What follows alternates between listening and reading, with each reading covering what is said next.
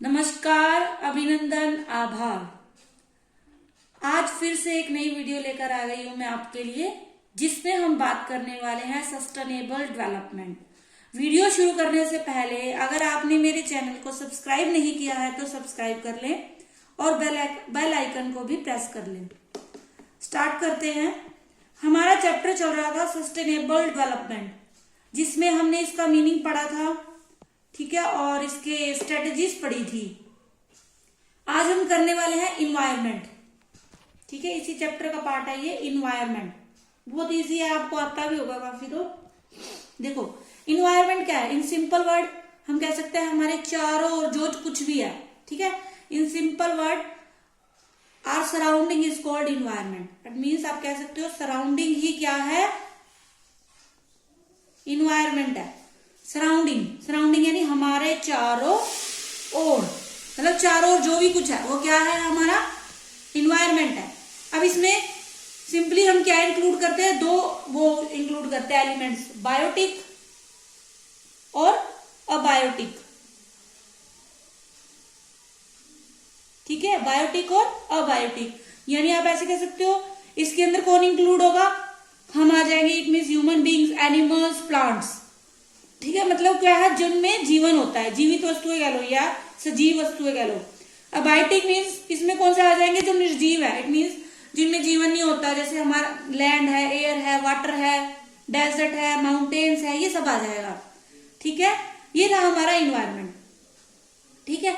अब देखो यहां से environment it is the sum total of surroundings.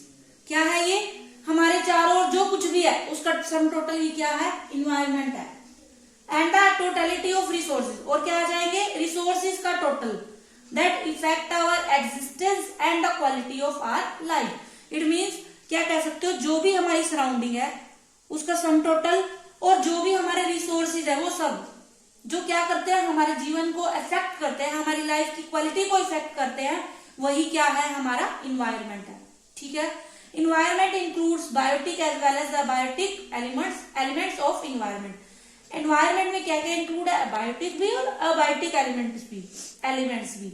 Biotic में कौन से आ जाएंगे, जो जिनमें जीवन है, एनिमल्स हो जाएंगे, प्लांट्स हो जाएंगे और ह्यूमन भी। और अबायोटिक में कौन से आ जाएंगे, जिसमें जीवन नहीं है, जैसे लैंड है, वाटर है, एयर है, ठीक, वो आ जाएंगे, माउंटेन्स आ जाएंगे, डेजर्ट्स आ जाएंगे, ठीक। ये था हमारा इन्वायरमेंट का मीनिंग।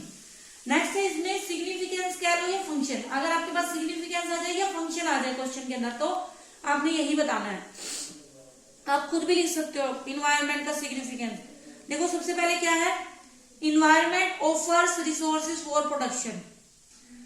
इन्वायरमेंट हमें क्या देता है, प्रोडक्शन के रिसोर्सेज प्रोवाइड कराता है। अब देखो सबसे पहले आपको पता है इन्वायरमेंट के अंदर क्या क्या आता है। इन्वायरमेंट इंक्लूड्स फिजिकल रिसोर्सेज, जैसे मिनरल है, वाटर है, फूड है, सोइल है, etcetera, which are available to us a free gift of nature. जो कि हमें क्या मिला है, नेचर से फ्री ऑफ गिफ्ट मिला है। नेचर हमसे इसके लिए कुछ भी नहीं लेती, ठीक है। These are used as inputs for production, ठीक है, इनपुट्स फॉर प्रोडक्शन, ठीक है क्या। सबसे पहले इसने क्या बताया कि इन्वायरमेंट के अंदर क्या क्या आता है, जो भी फिजिकल रिसोर्स आता है, और फिर ये बताया कि ये नेचर ने हमें कैसे दिया, बिल्कुल फ्री ऑफ कॉस्ट दिया हमसे। नेचर इसके बदले में कुछ भी नहीं लेती। यही सब क्या है, प्रोडक्शन में क्या होते हैं, यूज होते हैं इनपुट्स के उसके वे में, ठीक है। These are used as inputs of production, ठीक है। सेकंड देखो, इन्वायरमेंट सस्टेन्स लाइफ। अब देखो लाइफ का मतलब क्या है, देखो हमें लाइफ के लिए क्या चाहिए, एयर चाहिए, वाटर चाहिए, आप ऐसे कह लो, मतलब ब्रीथ के लिए हमें ऑक्सीजन चाहिए और पीने के लिए पानी चाहिए। सन एनर्जी के लिए हमें सन की भी जरूरत होती है। ये सब क्या है, इन्वायरमेंट के अंदर ही आते हैं। Environment include sun, soil, water, air, which are essential elements for human life. कैसे है, देखो वाटर के बिना आपको पता ही है, अगर ये एलिमेंट्स हमें ना मिले तो हम क्या कर सकते, जीवित ही नहीं रह सकते।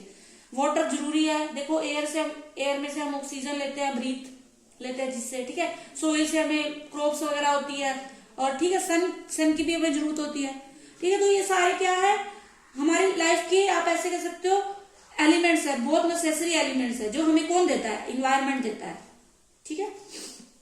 नेक्स्ट है इन्वायरमेंट एसिमिलेट्स वेस्ट। यानी जो इन्वायरमेंट है वो क्या करता है, वेस्ट को अपने अंदर समा लेता है, मतलब उसको जो वेस्ट है उसको इन्वायरमेंट ही वो करता है, अब्जॉर्ब करता है। देखो जो भी प्रोडक्शन प्रोसेस है या कंजम्पशन प्रोसेस कह लो या एक्टिविटीज कह लो, क्या करती है, जनरेट करती है वेस्ट को, ठीक है।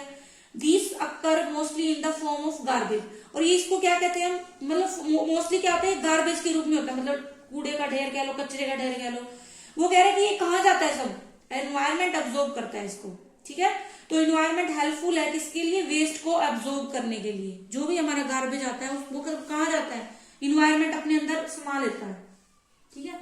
नेक्स्ट है environment enhances the quality of life. Environment क्या करता है, क्वालिटी ऑफ लाइफ को इंक्रीज करता है। देखो सराउंडिंग क्या करती है हमें, मतलब जो भी इन्वायरमेंट कह लो उसके अंदर क्या क्या आता है, रिवर आता है, ओशियन आता है, माउंटेन आता है, डेजर्ट्स आते हैं। हमें आपको पता है ह्यूमन बीइंग हम क्या कहते हैं, यहाँ पे घूमने वगैरह भी जाते हैं और इंजॉय करते हैं इन चीज को। तो इससे क्या होता है, हमारी जो भी क्वालिटी ऑफ लाइफ है उसमें क्या होता है, ऐड होता है, मतलब हमारी जो क्वालिटी है, लाइफ की क्वालिटी है वो बढ़ती है, ठीक है, इंजॉय करते हैं, ठीक है। ये था इन्वायरमेंट का मीनिंग और उसकी सिग्निफिकेंस, ठीक है। इन्वायरमेंट में क्या है, it is a sum total of किसका, सराउंडिंग्स का, या आप ऐसे कह दो नेचुरल रिसोर्सिस का, जो क्या करते हैं, which is the useful for the quality of life के लिए कह लो, या जो हमारी एग्जिस्टेंस को और क्वालिटी ऑफ लाइफ को इफेक्ट करते हैं, ठीक है। इसके अंदर क्या क्या इंक्लूड है, बायोटिक और एबायोटिक। बायोटिक में कौन से आ जाएंगे, जो भी है ह्यूमन बीइंग, प्लांट्स, एनिमल्स, और एबायोटिक में कौन से आ जाएंगे, land, desert, mountain, air, water, सब आ जाएंगे, ठीक है। उसके बाद इसकी सिग्निफिकेंस है, सिग्निफिकेंस में क्या आ जाएंगे, देखो सबसे पहले क्या करता है, ये रिसोर्सेज ऑफर करता है, ठीक, वेस्ट को एसेमिलेट करता है, लाइफ को क्या करता है, सस्टेन करता है, ठीक है, और हमारी जो क्वालिटी ऑफ लाइफ है उसको इनहेंस करता है। मतलब आप ऐसे कह सकते हो एंटरटेनमेंट का भी एक साधन है ये इन्वायरमेंट, ठीक है। देखो हम जगह पे घूमने जाते हैं तो क्या होता है, हमें इंजॉय होता है, मतलब इंजॉय करते हैं, एंटरटेनमेंट करते हैं, ठीक है। नेक्स्ट टॉपिक है बेसिक प्रॉब्लम्स। ये भी आपको पता होंगी, 2 basic problems related to environment. सबसे पहला आपको पता है मेन प्रॉब्लम क्या है, पोल्यूशन, ठीक, और नेक्स्ट क्या है, डिग्रेडेशन ऑफ नेचुरल रिसोर्सेज, या आप ऐसे कह सकते हो excessive exploitation of natural resources, यानी उसका ज्यादा यूज करना या उसका डिग्रेड करना उसको। ये क्या है, 2 मेन समस्याएं हैं हमारी, ठीक है। देखो सबसे पहले पोल्यूशन। पोल्यूशन क्या होता है, पोल्यूशन आपको पता है क्या करता है, जब क्या होते हैं नेचर के अंदर कह लो, इन्वायरमेंट के अंदर कह लो, क्या हो जाते हैं, पोल्यूटेंट्स आ जाते हैं, ठीक है। वो क्या कहलाता है, पोल्यूशन कहलाता है।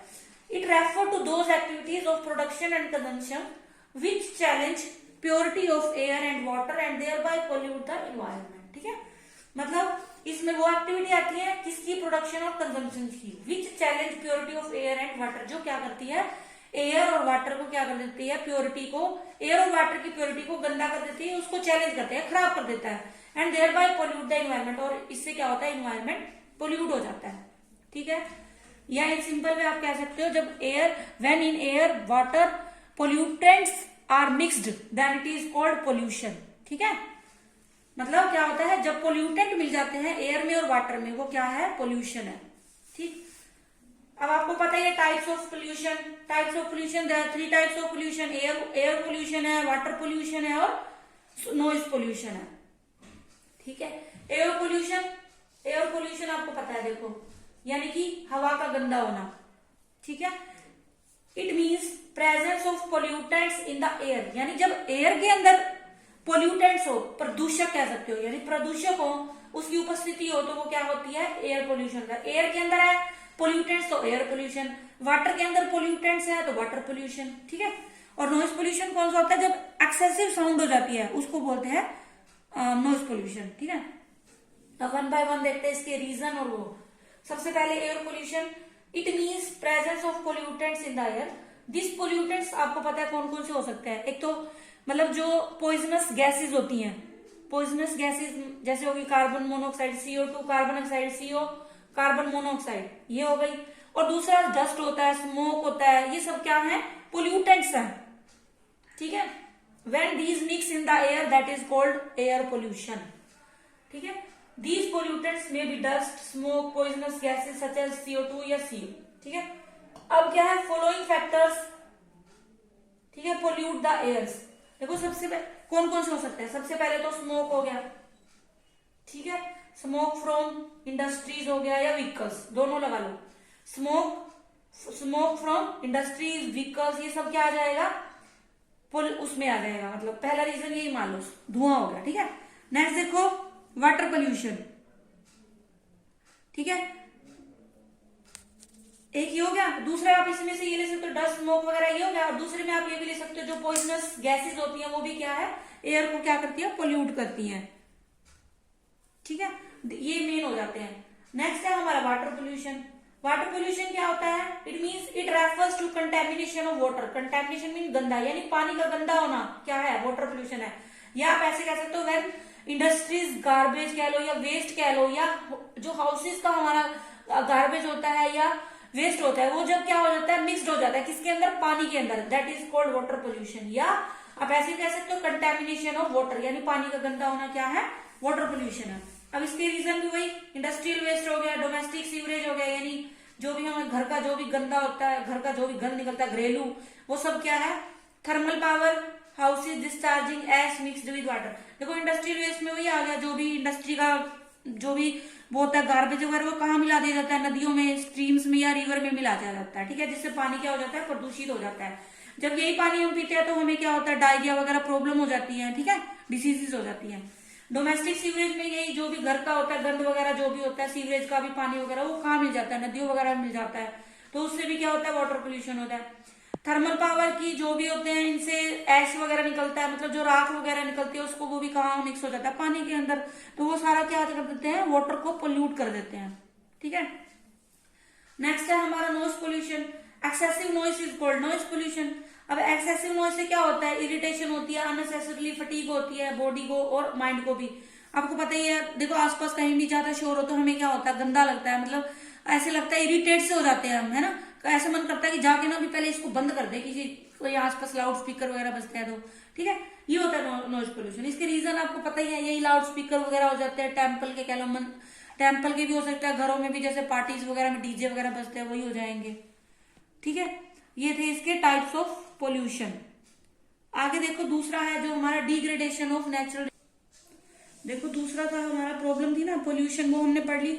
दूसरी है हमारी डिग्रेडेशन ऑफ नेचुरल रिसोर्सेज, या आप इसको ऐसे कह सकते हो excessive exploitation of natural resources, ठीक है। और देखो second aspect of environmental problem refers to excessive exploitation of natural resources, ठीक है।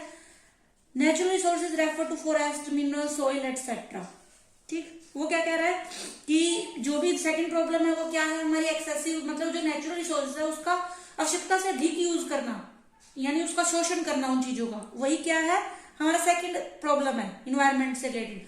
नेचुरल रिसोर्सेज में क्या आता है, फॉरेस्ट आ जाएंगे, मिनरल, सॉइल वगैरह आ जाएंगे, ठीक है। इसको नेचुरल रिसोर्सेज को हम नेचुरल कैपिटल भी कहते हैं, ठीक है। अब देखो कैसे हो रहा है इसका एक्सेसिव एक्सप्लॉयटेशन।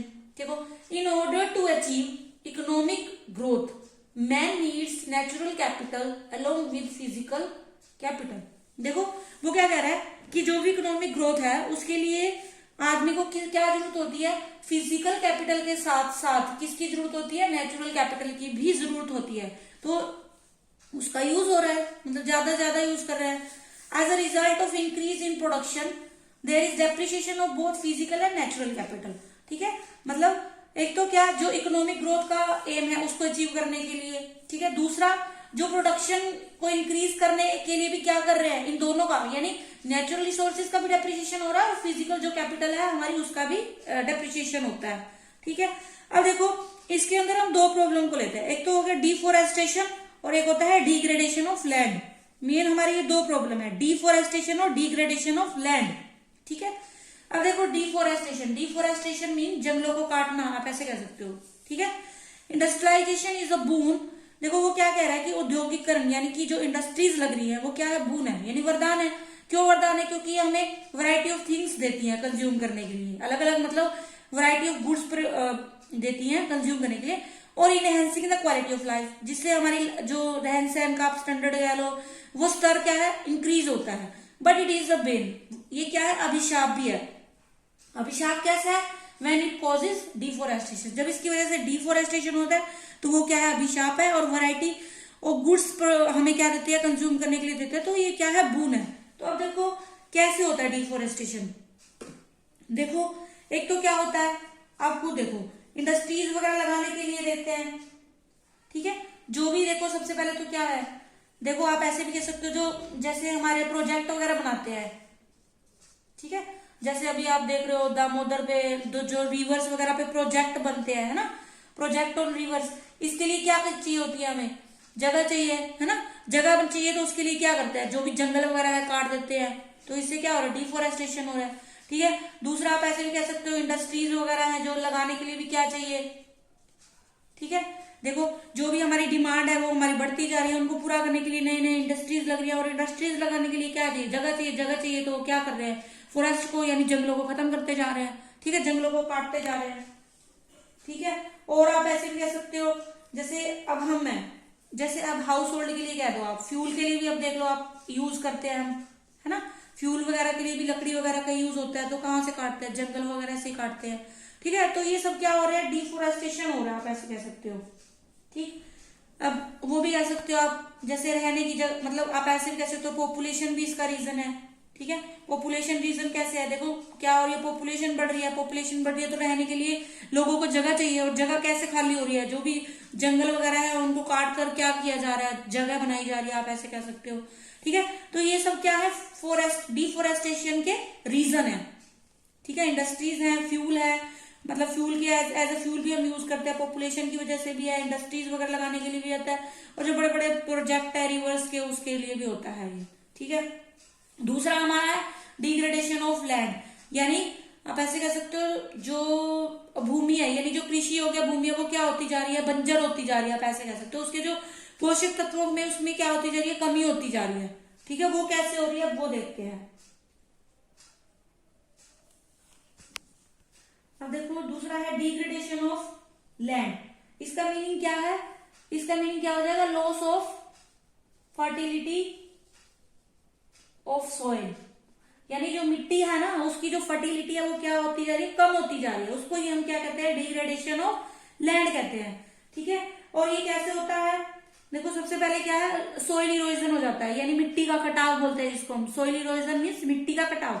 वो कैसे होता है, मतलब जैसे स्ट्रोम वगैरह आ जाते हैं या फ्लड वगैरह आ जाती है, तो उससे जो मिट्टी की ऊपर वाली परत होती है ना, जो फर्टिलिटी, जिसमें फर्टिलिटी होती है, वो बह के कहाँ चली जाती है, पानी के साथ चली जाती है या उड़ जाती है, तो उससे क्या होता है, डिग्रेडेशन ऑफ लैंड होता है, आप ऐसे कह सकते हो, ठीक है।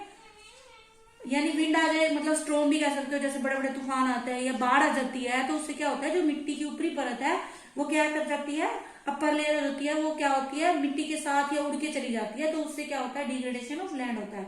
और कई बार क्या होता है, वाटर लॉजिंग हो जाती है, मतलब बहुत ज्यादा पानी खड़ा रहता है, तो मिट्टी क्या हो जाती है, वो मिट्टी ऊपर मतलब वो हो जाती है, दलदली सी बन जाती है, और दलदल में आपको पता ही है कुछ नहीं उगा सकते हम, उसकी फर्टिलिटी क्या हो जाती है, कम हो जाती है, ठीक है। आई होप आपको समझ आया होगा ये अच्छे से, बाकी हम कल करेंगे आगे। तो आप मेरी वीडियोस को पूरा देखें, लाइक करें, शेयर करें और कमेंट करें, और सब्सक्राइब तो करना भूलें मत, ठीक है। Thanks for watching.